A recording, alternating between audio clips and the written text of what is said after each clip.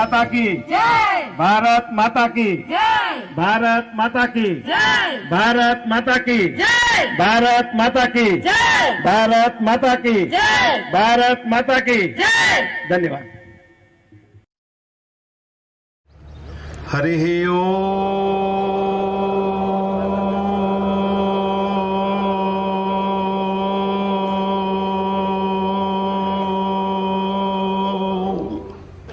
हरिः ओम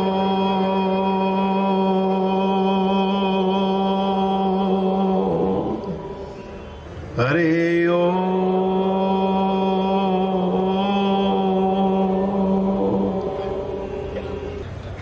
અને હવે શંખનાદ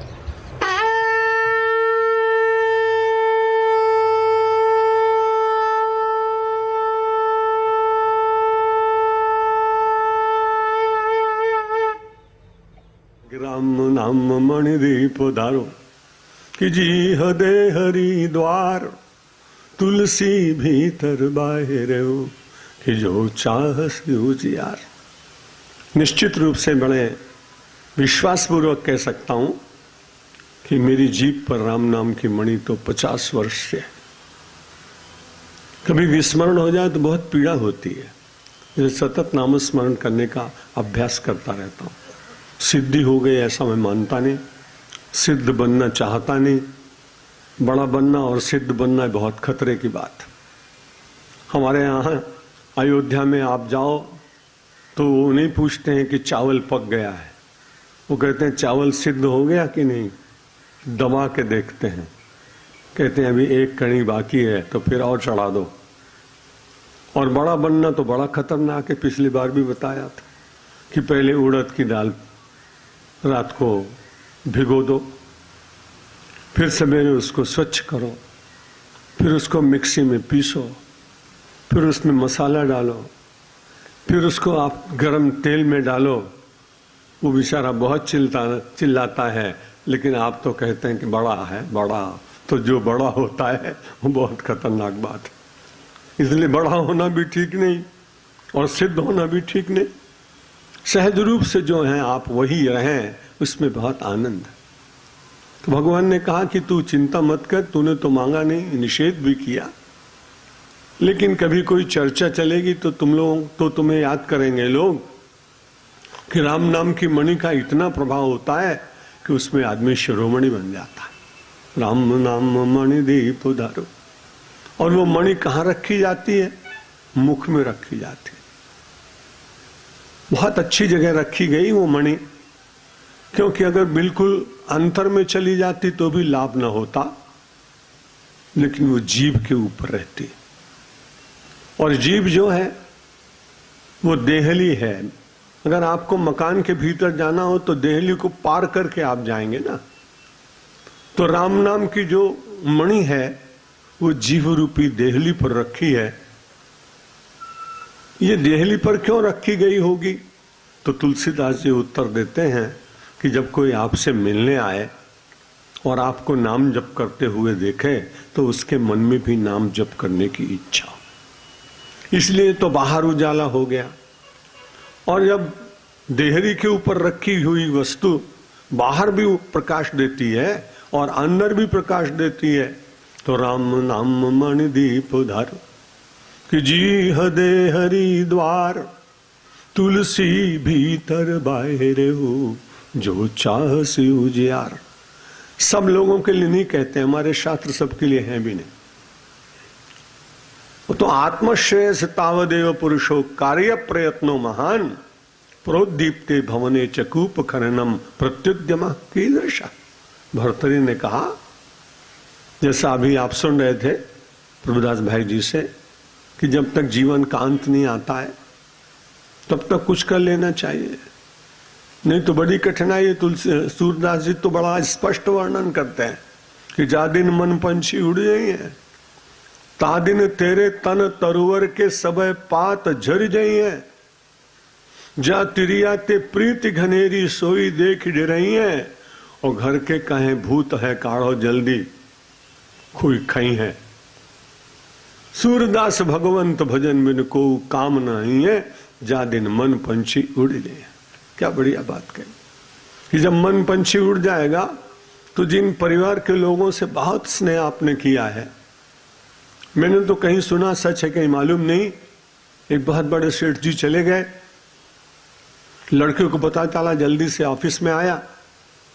ऑफिस में आने के बाद सबसे पहले उसने उसी का के नीचे चाबी निकाली और चाबी निकालने के बाद जल्दी से तिजोरी खोल के देख दिया कि सब गड्डी लगी हुई है, किसी ने छेड़छाड़ की नहीं है।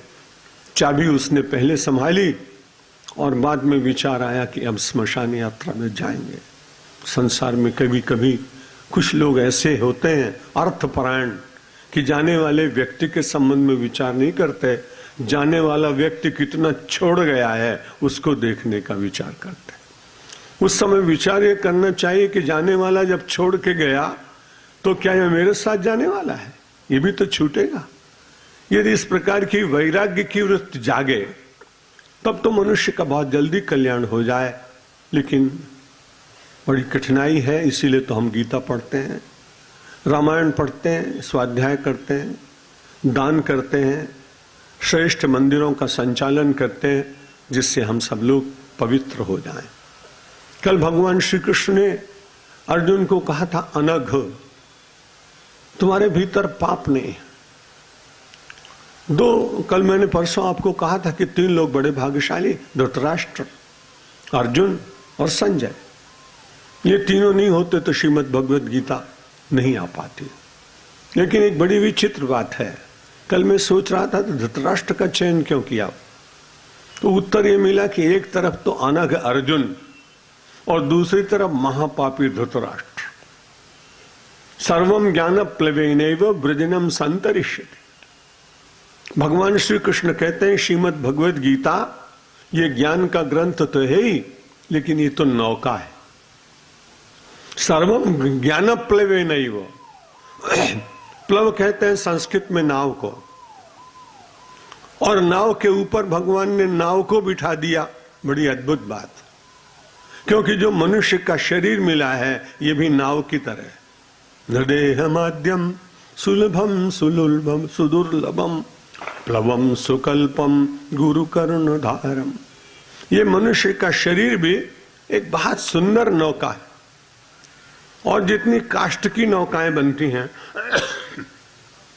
लकड़ी की नौका बनती है, उनमें भी बहुत अच्छी तरह से कीलें ठोक दी जाती हैं और प्रयास किया जाता है कि इसमें से पानी भीतर ना आने पाए। भगवान ने भी इतनी अच्छी नौका मानव तन की बनाई, लेकिन लौकिक नौका की अपेक्षा परमात्मा के द्वारा बनाई हुई नौका ज्यादा श्रेष्ठ, क्योंकि उसमें तो ध्यान रखा गया कि कहीं छिद्र ना हो। लेकिन इसमें तो नवक्षिद्र समाकीर्ण है। इस नौका में तो 9 प्रकार के छिद्र हैं।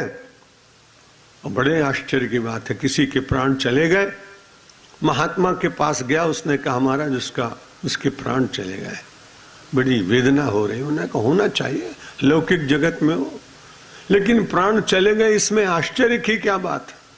नवछिद्र समाकीर्णे शरीरे पवन स्थिति, जिसमें 9 छिद्र हो उसमें प्राण 100 वर्ष तक बना रहा।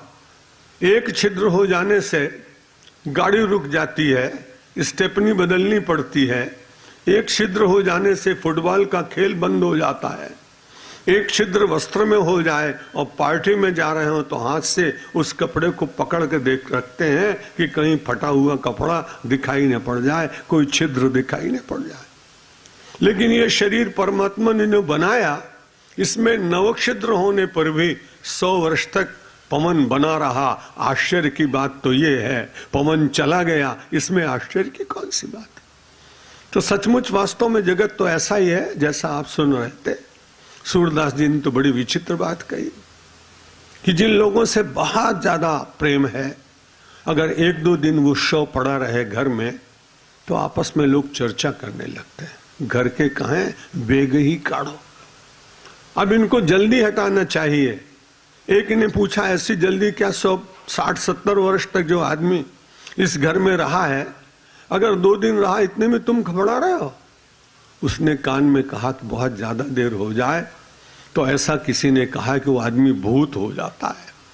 इसलिए जल्दी निकालो। घर के कहे बेगही काढ़ो, अरे भूत भय कोई खई है, जा दिन मन पंछी उड़ जही है। सूरदास भगवंत भजन बिन को काम नहीं है, जा दिन मन पंछी उड़ जाए। जिस दिन ये जीवात्मा से प्राण चला जाएगा उस दिन कोई पूछेगा नहीं। धृतराष्ट्र को भगवान ने ये बताने के लिए प्रेरणा की कि गीता के संबंध में वो पूछे कि आने वाला समाज जब कभी विचार करे तो अनघ का तो स्मरण हो ही जाएगा। जो पाप रहित अर्जुन है उसको तो सब लोग पूजेंगे ही, मानेंगे ही, भगवान का साथी है, मित्र है। लेकिन एक ऐसे व्यक्ति को भी पात्र बनाना चाहिए जिसने बहुत पाप किया हो या पाप का समर्थन किया हो। जब लाक्षागृह में अग्नि लगी तो उसका साक्षी है धृतराष्ट्र। जब भीमसेन को विष दिया गया तो साक्षी है, सब सूचनाएं उसको मिलती हैं। जब द्रौपदी का चीर अपहरण होने लगा तब उसको पता है। सारे जीवन उसने पांडवों के लिए कुछ न कुछ ऐसा किया जो पाप की सीमा में आता है। इतने बड़े पाप की सीमा में रहने वाले के मन में भगवान ने ये प्रेरणा की कि वो पूछे, और यदि वो पूछे तो उसे गीता सुनने का अवसर मिल जाएगा। इसलिए परमात्मा कितनी करुणा करता है इसका कोई अंत नहीं। सज्जनों के ऊपर तो उसकी दया होती है, लेकिन कभी कभी असज्जन के ऊपर भी कृपा करके अन्य लोगों को सज्जन बनने की प्रेरणा परमात्मा प्रदान करता है। इसलिए अर्जुन ने कहा कि महाराज आप मिली जुली बातें करते हैं, इसलिए एक बात मुझे बताइए। भगवान ने कहा लोकेस्मिन् द्विधा निष्ठा पुरा प्रोक्ता मया नघ ज्ञान योगेन सांख्यानाम कर्म योगेन योगिना। यहां निष्ठा शब्द का प्रयोग किया गया। लोकेस्मिन् द्विधा निष्ठा, दो प्रकार की साधनाएं होती हैं, एक सामान्य होती है, लोग उसको करते रहते हैं। लेकिन बड़ी कठिनाई तब होती है, एक साधक ने दूसरे साधक से कहा तुम 2 वर्ष तक इतना ये साधना करते रहे, तुम्हें कुछ लाभ हुआ क्या? जो उसने लाभ बताया वो बहुत थोड़ा था। दूसरे ने कहा कि मैंने तो 6 महीने में ये साधना की और मुझे बड़ा लाभ हुआ है। इसलिए पहले साधक ने जो 2 वर्ष साधना कर चुका था उसको छोड़ दिया, और 6 महीने में जो साधना का फल ज्यादा मिला है उसको अपना लिया। कुछ दिनों के बाद 3 महीने साधना करने वाला व्यक्ति मिला। उसने कहा 6 महीने से साधना कर रहे हो, तुम्हें तो बहुत थोड़ा मिला, मैं तो जो 3 महीने की साधना कर रहा हूं इसमें तो बहुत लाभ है। तो उसने छोड़ दिया 6 महीने वाली भी साधना। होते होते 1 दिन की साधना में बहुत कुछ मिलेगा ऐसा कहने वाला मिल गया, तो उसने 1 दिन की साधना की और जब कुछ नहीं मिला तो साधना ही चली गई और साधन रहित हो गया। निष्ठा न होने पर व्यक्ति अपनी साधना में परिवर्तन करता है, अपने ग्रंथ में परिवर्तन करता है, अपने संत में परिवर्तन करता है, अपने विचार में परिवर्तन करता है, और व्यवसायत्मिका बुद्धि समाधौ न विधीयते। श्रीमद् भगवत गीता में भगवान कहते हैं ऐसे चंचल मति वाले लोगों को समाधि कैसे मिल सकती है? इसलिए निष्ठा चाहिए। निष्ठा यदि देखनी हो तो हनुमान जी की देखिए, जिनकी पवित्र छाया में हम यहां बैठे हैं। सारे जीवन केवल राम और कुछ नहीं। स्वयं शंकर के अवतार होकर भी अपने अवतारत्व का विस्मरण करके जो सेवा स्वीकार की है, सेवा धर्मो परम गहनो योगी नाम अप्यगम्य। बड़े बड़े योगी भी उसको पार नहीं पा सकते, पहुंच नहीं सकते, लेकिन वो सेवा में इतना उनको रस मिलता है। और एक दिन संभवतः आपको कहा भी होगा, एक दिन अहंकार आया था उनको। जब लंका का दहन कर लिया, उलट पुलट लंका सब जारी, और कूद परा पुनि सिंधु मझारी। लंका को उलट पुलट के जलाया, ये तो समझ में आया, सबको पता। लेकिन हनुमान जी ने जब लंका जला थे तो एक क्षण उनके मन में विचार आया कि मुझे तो पता नहीं था मुझ में इतना बल है। लंका को जला देना कोई साधारण काम, दशानन को पराजित करना कोई साधारण काम। आज तो मैंने बहुत बड़ा काम कर दिया, लंका जलाई।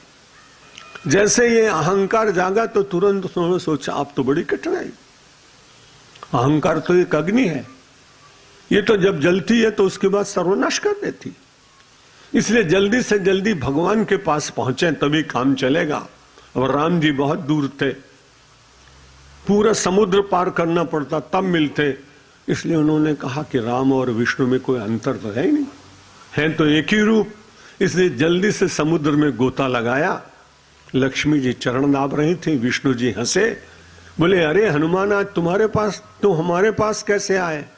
बोला मुझे तो विष्णु नहीं दिख रहे तुम, मुझे तो राम दिखाई पड़ रहे हो। और मैं अगर वहां जाता, अपने वास्तव में राम वहां भी हैं, व्यापक हैं, तो मैं तो इसलिए कूद के जल्दी पानी में आया कि मेरे को अहंकार की अग्नि लगी थी, पानी ना हो तो बुझेगी नहीं अग्नि, इसलिए आपके चरण के दर्शन करने के लिए और मैं यहां कूद कर आया। कैसी अद्भुत बात, निष्ठा ही है। सर्वत्र भगवान ही दिखाई पड़े, चाहे जानकी जी अपने मूल्यवान मोती दे दे तो भी उनको चीर करके फेंक दे, ये निष्ठा है। निष्ठा पार्वती की है। जब ये कह दिया नारद जी ने कि इनका विवाह कोई बहुत श्रेष्ठ से होगा, लेकिन बिना तपश्चर्या के मिलेगी नहीं, पार्वती जी ने तपश्चर्या प्रारंभ कर दी। जिस नारद ने इनका हाथ देखकर इनके माता पिता को कहा था कि इनको सर्वश्रेष्ठ पति मिलेगा, वही नारद अब पहुंच जाकर नारायण स्वयं और पार्वती जी से कहते हैं, करे देखो रहने के लिए मकान नहीं, बिछाने के लिए कपड़े नहीं, वाहन के लिए कोई गाड़ी कार नहीं, और जो है नांदिया वो बहुत पुराना मॉडल चेंज नहीं हुआ, और उसके लिए तुम तपस्या कर रहे हो। कोई गुण नहीं है शंकर जी में, पछताओगी बाद में। तुरंत पार्वती ने कहा आपको और कोई नहीं मिला? ये सब बातें करने के लिए मेरा समय नष्ट कर रहे हैं, चुप रहिए आप।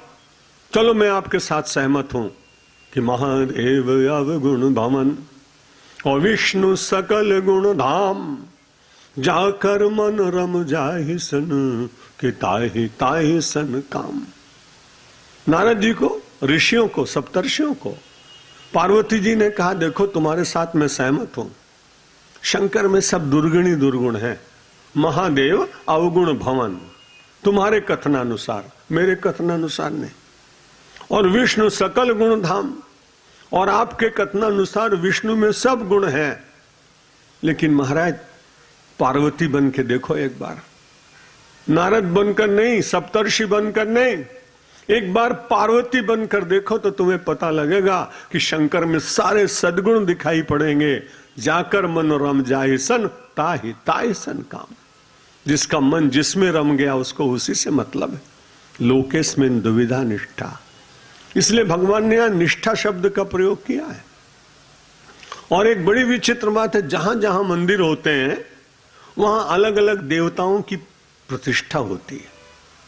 यहां हनुमान जी की प्रतिष्ठा है, कहीं शंकर जी की है, राम जी की है, गणपति की है। अब जिनकी प्रतिष्ठा हुई, मैंने एक दिन बहुत विचार किया कि इतने देवताओं की क्यों होती है पूजा और इन्हीं की प्रतिष्ठा क्यों होती है। तो जिनसे मुझे बहुत ज्ञान प्राप्त होता था, ऐसे स्वामी जी से मैंने कहा कि महाराज और देवता तमाम हुए? तो उन्होंने कहा देखो ऐसा सत्यमित्रानंद जी, बाकी जितने हैं सब हैं बहुत, लेकिन जितने की प्रतिष्ठा हो रही है इनके भीतर पहले निष्ठा थी, और जहां निष्ठा होती है वहीं प्रतिष्ठा होती है, इसलिए निष्ठा होनी चाहिए। लोकेस्मिन् दुविधा निष्ठा पुरा प्रोक्ता मया नघ, ज्ञान योगेन सांख्यानाम कर्म योगेन योगिनाम। सांख्य योग के द्वारा वेदांती और ज्ञान योगी अपने जीवन में अग्रसर होने का प्रयत्न करते हैं, और जो कर्मयोगी है वो कर्म योग के द्वारा जीवन के सत्य को प्राप्त करने का प्रयत्न करता है। जीवन का सत्य केवल परमेश्वर है। जितना हम सब लोग जी रहे हैं ये बड़े आनंद की बात है, प्रसन्नता की बात है कि जी रहे हैं असत्य में, और असत्य न हो ऐसा आप कह नहीं सकते, क्योंकि जब आप बाल्यावस्था में थे बहुत छोटे लगते थे, और उस समय सब लोगों का आपका शैशव ही सत्य दिखाई पड़ता था। आप भी घुटनों के बल चलते थे, तोतली बोली बोलते थे, बड़ा प्यारा लगता था, बच्चा गोद में खिलाते थे। लेकिन कुछ दिनों के बाद बालक बड़ा हो गया, बालक बड़ा हो गया और अगर वो 11-12 वर्ष की आयु में भी तोतला के बोलता रहे तब बड़ी चिंता हुई और सबने कहा चलो भगवान को मनाए, इसकी बोली तो ठीक हो जाए। स्कूल में जाते तो बच्चे उसको चिढ़ाते। जो बालक तोतला बोलता बड़ा प्यारा लग रहा था, अब उस सत्य को आप स्वीकार करने को तैयार नहीं। आप कहते कि नहीं ठीक से बोलने लगे। तो हिंदुओं के मंदिर में तो लोग जाते हैं, लेकिन मुझे तो बड़ा आश्चर्य होता है और हिंदू समाज पे दया भी आती है कि वो पीरों के जा करके और वहां हरी चादर चढ़ाते हैं। अरे तुम्हारे हनुमान जी क्या कम बलवान हैं? जो कुछ मांगना हो अपने ईश्वर के तमाम स्वरूप हैं, उनसे मांगने का प्रयत्न करना चाहिए। वो लोग ऐसे अनुदार कभी नहीं आएंगे। और हिंदू समाज के लोगों से वहां जाने से ऐसा हो जाता है, ऐसा हो जाता है। और सड़कों के किनारे लोग जबरदस्ती पहले झंडा गाड़ दिया और फिर एक हरी चादर डाल दी और खुदा को बुला लिया।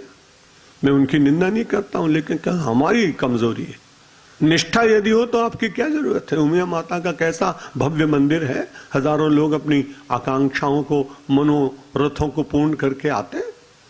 लोकेस्मिन् द्विविधा निष्ठा पुरा प्रोक्ता मया नघ, ज्ञान योगेन सांख्यानाम कर्म योगेन योगिनाम। तो आप योगी बनना चाहिए। योगी का अर्थ वो नहीं है, वो भी योगी हैं, हमारे मित्र हैं, मुझे बहुत मानते हैं बाबा रामदेव जी, योग ऋषि। लेकिन उससे शरीर का स्वास्थ्य अच्छा बनता है, प्राण तत्व ठीक होता है। बड़ी अच्छी बात है, बीच बीच में वो ईश्वर की महिमा भी कहते हैं और ध्यान भी कराते हैं। योग का वास्तविक अर्थ क्या है वो योग सूत्र में पहले कहा गया। जैसे योग दर्शन लिखा गया, पतंजलि ने पहला सूत्र लिखा है, योगा चित्त वृत्ति निरोधा। आपकी चित्त की वृत्तियों का निरोध हो जाए, मन की चंचलता जो है वो मिट जाए, इसके लिए योग है। कभी कभी ऐसा लगता है कि योग करने वालों की तो आकांक्षाएं बढ़ती चली जाती, और जब आकांक्षाएं बढ़ती तब मुझे लगता है कि योग का प्रभाव कम दिखाई पड़ रहा है। योगी तो अंतर्मुखी होता चला जाता है ना। आपने कछुआ देखा होगा, और वो कच्छप पानी में खूब आनंद के साथ किलोल करता है। बच्चे कभी जाते हैं देखने के लिए और किसी ने छोटा सा एक कंकड़ मारा तो वो कच्छप अपने सब अंगों को समेट लेता है और चुपचाप बैठता है। अब उसके ऊपर की जो पीठ है वो इतनी कठिन होती है कि उसके ऊपर कितने भी आप कंकड़ मारो पर उसका प्रभाव नहीं होता, वो चुपचाप छिप के बैठता है। योगी को, साधक को, भक्त को इंद्रियों से व्यवहार तो करना है, लेकिन इंद्रियां जब बहुत चंचल होने लगे तो उनको उसी तरह से समेट लेना चाहिए अंतर में, जैसे कच्छप समेटता है। फिर चाहे जितने काम, क्रोध, लोभ, मोह के कंकड़ लगते रहें, आप बच जाएंगे और आपके ऊपर उनका प्रभाव नहीं होगा। अर्जुन को भगवान ने कहा कि देखो, कर्म करना चाहिए तुमको, और अगर तुम कहो कि हम कर्म नहीं करेंगे, न कर्मणा मनारंभात नैष्कर्म्यम पुरुषोष्णुते न च संन्यसनादेव सिद्धिम समधिगच्छति। उसने कहा महाराज ये कर्म योग और ज्ञान योग छोड़ो। अर्जुन बड़ा अच्छा है, कहता मैं तो कुछ करूंगा ही नहीं। अगर मैं ज्ञान योग में नहीं जा सकता हूं तो मैं कर्मयोग भी नहीं करूंगा। मुझे ऐसा लगता है, हमारे यहाँ हिंदी में एक कवि हो गए, उनका मलूक दास नाम था। अब वो कुछ काम नहीं करते थे, आप उनके अनुयायी न बने ऐसी मेरी प्रार्थना है। वो चुपचाप पड़े रहते थे, कुछ करना ही नहीं। एक जने गया, बोले बाबा आप कुछ करते नहीं है। बोले तुम पागल हो, पंछी करे न अजगर करे न चाकरी, अजगर करे न चाकरी और पंछी करे न काम। दास मलूका कह गए कि सबके दाता राम। मलूक दास जी तो कह गए कि सबके दाता राम है, इसलिए काम क्यों करना चाहिए। और कल्पना करिए कि हम सब लोग मलूक दास के शिष्य हो जाएं तो इस संसार का होगा क्या। इसलिए भगवान ने कहा नहीं, कर्म करो और कर्म करो। कर्म करते समय पहले सुन चुके हैं आप श्लोक, कर्मण्येवाधिकारस्ते, सबको याद। मां फलेषु कदाचन मां कर्म फल हेतुर्भू माते संगोस्त्व कर्मणि। आप कर्म करें और फल न चाहें। अच्छा मान लीजिए कि आपने कर्म किया और फल खूब चाहें, और फिर आपको अनुकूल फल नहीं मिला तब क्या होगा? तो आपका मन उदास हो जाए, आपको पीड़ा होगी, आपका परिश्रम आपको स्मरण दिलाएगा इतना श्रम किया और कुछ मिला नहीं। इसलिए आप कर्म करें और फल निश्चित रूप से आप ऐसा मान के चलें कि जब धरती में आप बीज डालते हैं तो धरती माता आपको फल देती है, पुष्प देती है, सुगंध देती है, रस देती है। तो परमात्मा जिसके लिए आप कर्म कर रहे हैं या जिसके हुए मानकर कर्म कर रहे हैं, यदि कर्म आप जगत को परमेश्वर का रूप मानकर करें तब तो बहुत ही अच्छी बात। तब तो कर्म आपका कर्म रहता ही कहां है, वो तो पूजा हो जाती है। इसलिए श्रीमद् भगवद गीता बार बार कहती कर्म करो, लेकिन एक बात का ध्यान रखना, स्वकर्मणा तमभ्यर्च, अपने कर्म को अर्चना बना दो। जैसा भगवान ने थोड़ा सा मुझे कृपा करके दिया वरदान कि मैं प्रवचन नहीं करता हूं, पूजा कर रहा हूं, ये विचार मेरा सुदृढ़ होता जा रहा है। अब मेरा ये प्रवचन, मेरा जो कर्म है, ये अंतर से परमात्मा की अर्चना बन जाएगा, ऐसा मेरा विश्वास। और निश्चित रूप से मुझे कई बार ऐसे उत्तर मिल जाते हैं कि आपने मेरी अर्चना स्वीकार की या नहीं। भगवान मुझे बता देते हैं, आपको मैं क्यों सब बताऊंगा, अपने सीक्रेट कोई दुनिया में किसी को बताता नहीं। तो मैं आपसे निवेदन कर रहा था कि भगवान ने कहा न कर्मणा मनारंभात, अगर तुम ये सोचो कि मैं कर्म नहीं करूंगा और अनारंभ हो करके रह जाऊंगा, तब ये बहुत अनुचित बात होगी। क्योंकि प्रकृति के जितने आलंबन हैं आप उनको देखिए, वो सब कर्म कर रहे हैं, और जिनके बिना हम जीवन में प्रकाश प्राप्त नहीं करते। आप देखो सूर्योदय, रोज भगवान आते।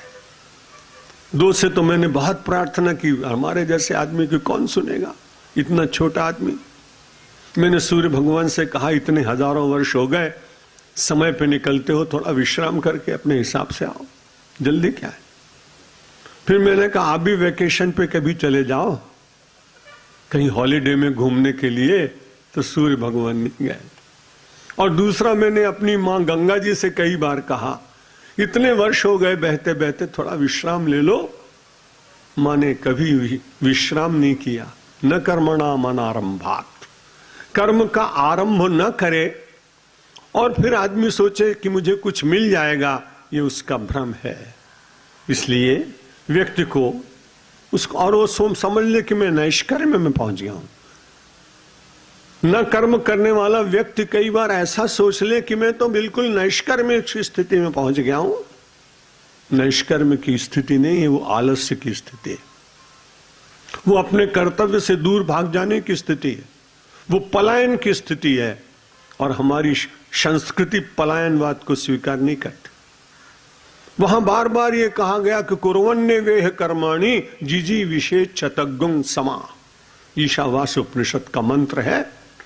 उसमें उपनिषदकार कहते हैं कि आप कर्म करिए, और कितने वर्ष तक करिए, 100 वर्ष तक कर्म करिए। हां, कर्म का निषेध है।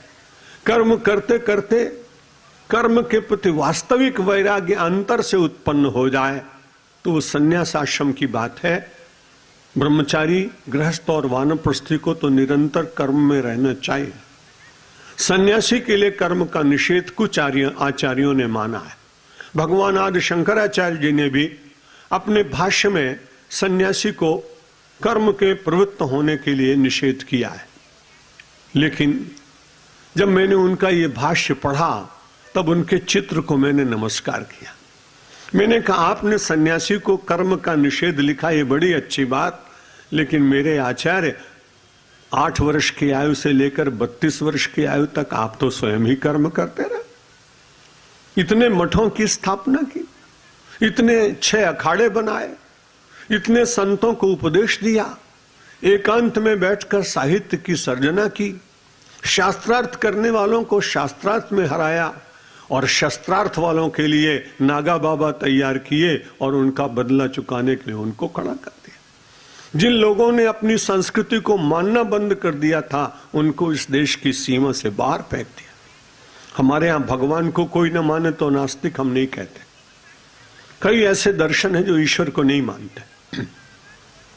तो तब हमारे यहां व्याख्या करने का नास्तिक कौन है? नास्तिको वेद निंदका।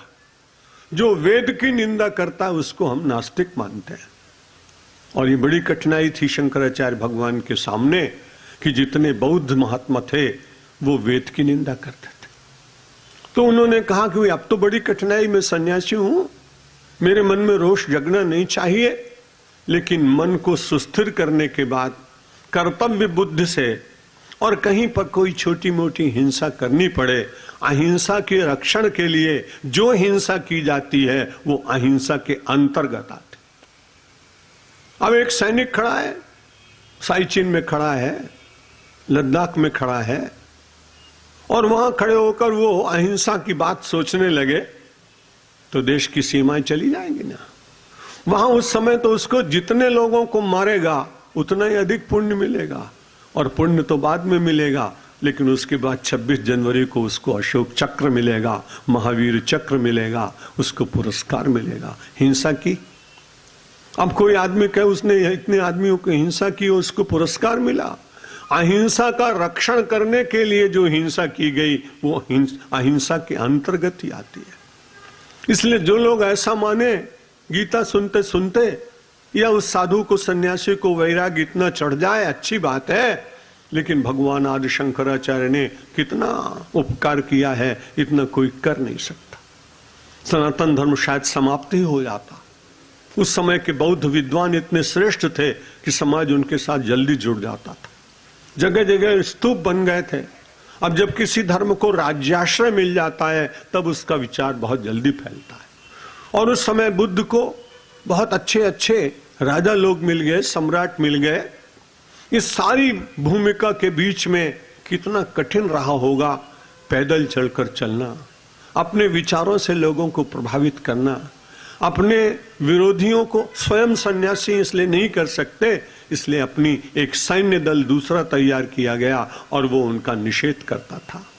इतना सब करने के बाद इसलिए नैष्कर्म्य में ऐसा मत मानिए अब हम कुछ नहीं करेंगे, हमने तो गीता सुनी है, भगवान का भजन करेंगे, बड़ी अच्छी बात है, लेकिन ये आप अपने मन के साथ दोस्ती कर रहे हैं, आप बुद्धि के साथ दोस्ती नहीं कर रहे हैं।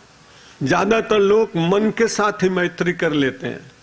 सवेरे रोज उठने का नियम है, आज भी उठ सकते थे, लेकिन अचानक मन ने कहा आज माथुं दुखे छे, आज ना उठो तो सूच।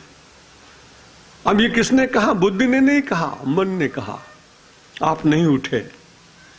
थोड़ी देर के बाद आपकी बुद्धि जागृत हुई और बुद्ध ने आपको कहा आज का पूजन रह गया, अब सारे दिन पश्चाताप करो। जो लोग नित्य उपासना करते हैं उनका अनुभव है कि जिस दिन उपासना न हो उनको दिन बड़ा अटपटा लगता है।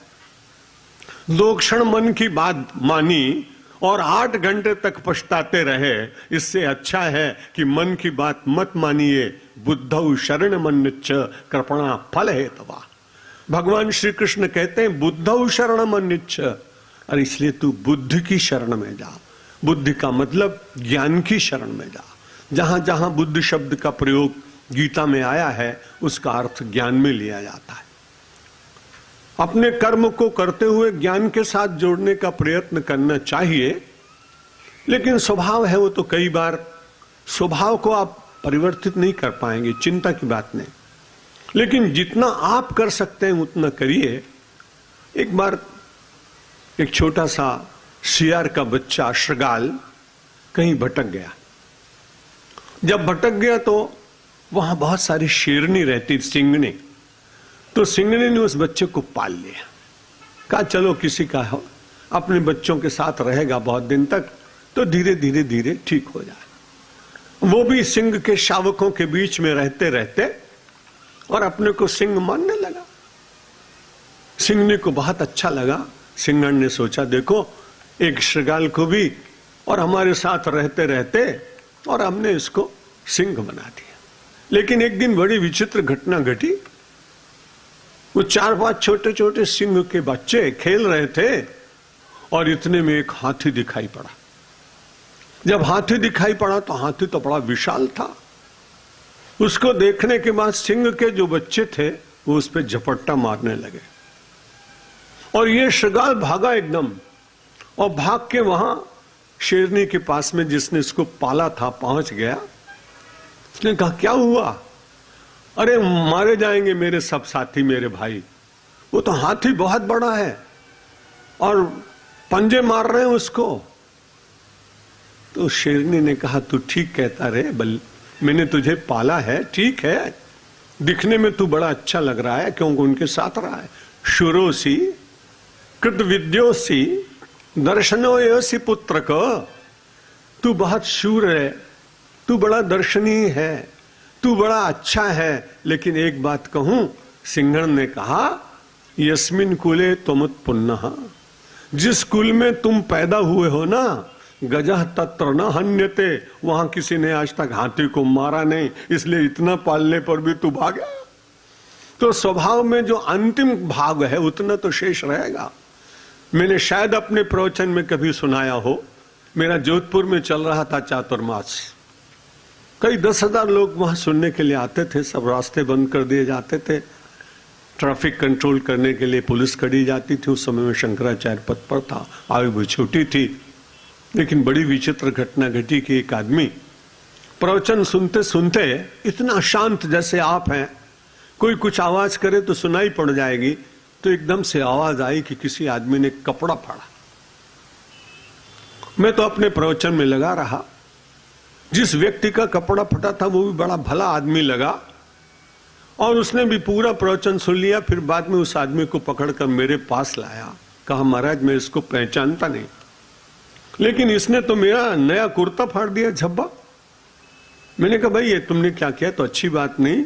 उसने कहा महाराज मैं कपड़े का व्यापारी हूं, प्रवचन सुनते सुनते मुझे नींद आ गई, नींद में एक दुकान पर मेरे ग्राहक आ गया, उसने कहा 3 मीटर कपड़ा चाहिए, अब मैंने जल्दी से फाड़ा तो फट गया, मैं क्या करूं, ये मेरा स्वभाव था, अब मुझे नया कुर्ता बनवा दूंगा। तो वहां सिंगनी ने उसको कहा कि तुम बहुत अच्छे हो, शूरोसी कृतविद्योसी दर्शनोयसी पुत्र का, हे मेरे पुत्र तू बड़ा दर्शनीय है, तू बड़ा अच्छा लगता है, लेकिन बड़ी कठिनाई है, यस्मिन कुले तुमुत्पुन्नः, जिस कुल में तुम